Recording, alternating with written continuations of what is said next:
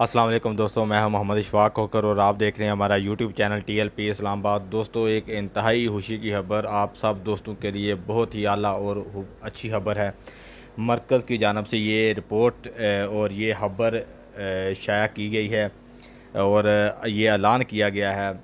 لاہور کے ناظم اعلیٰ محمد سرفراز احمد صاحب سے نے یہ اعلان کیا ہے کہ جلد از جلد جو بھی کارکنان لاہور مرکز میں جامعہ مسجد رحمت للعالمین میں پہنچ سکتے ہیں، وہ جلد از جلد مرکز جامعہ مسجد رحمت للعالمین پہنچیں۔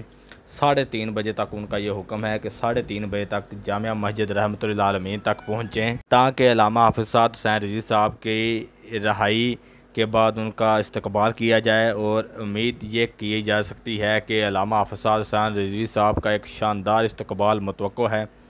آج انشاءاللہ علامہ حافظ سعد حسین رضوی صاحب کی رہائی انشاءاللہ ہو گئی ہے، اور انشاءاللہ علامہ حافظ سعد حسین رضوی صاحب کو رہا کر دیا جائے گا۔